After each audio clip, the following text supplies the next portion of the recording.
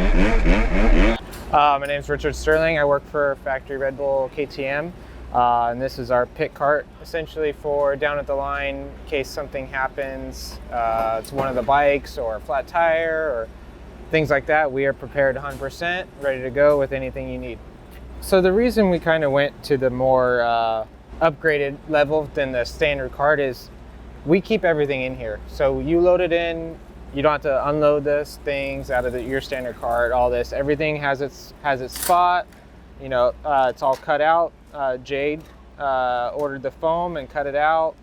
So let's start here. We have the impact for the 30 socket for the rear wheel. And then for the front, we have 10 for the pinch bolts. And then on a KTM, it's just a 3/8 for the nut that goes into the front axle. So this is one tool you can get off your front wheel. Air gauge, obviously for tires, check tires, or maybe sometimes even if the guys are running an air fork pressure. Mallet's always good to have. Your standard Allens, a 6mm nut driver for radiator clamp came loose. This is to change the preload on the fork, and then a 32 in case we go to a different rear nut. And this first drawer is everything from your 8mm all the way up to 19 in your wrenches, to you got in case you need an extra hand with a 3/8 or a 3/4 ratchet. Zip ties, everybody's best friend. You know, if something like the brake line needs to be zip tied to the front fork or whatever the case may be. Your knife, screwdriver, flathead, Phillips. Every single Allen key you can have, all the way up from your 8 to your 19 socket, needle nose, your channel locks, your dikes, KTM tool, 27s for the top triple clamp nut, 17, 21, you know, everything. You're kind of your standard tool.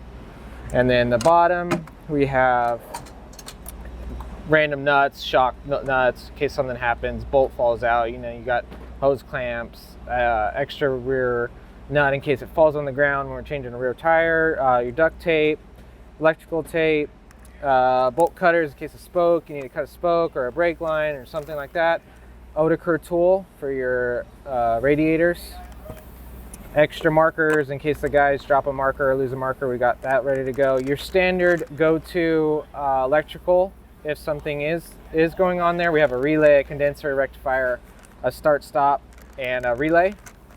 And then onto your rear brake pedal, clutch and front brake lever, shifter already with the bolt on it, and then obviously your standard chains. If something happens to your chain's ready to go.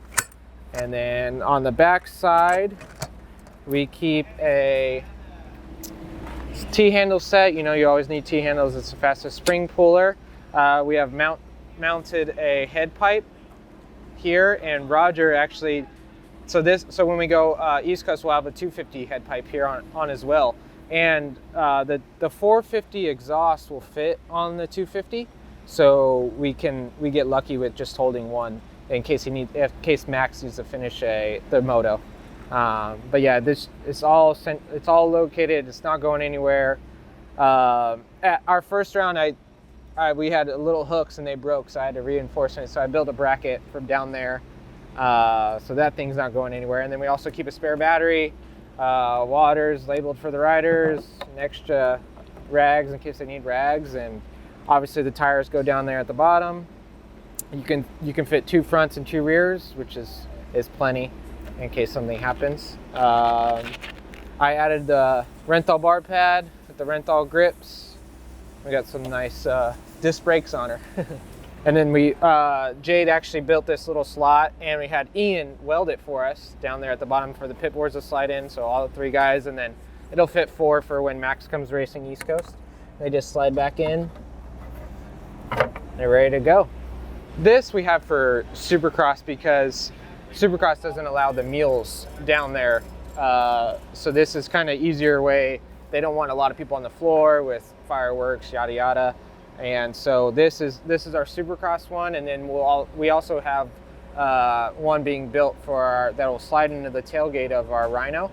and it'll essentially be the same thing, but in long drawer form, kind of like you've seen on other teams.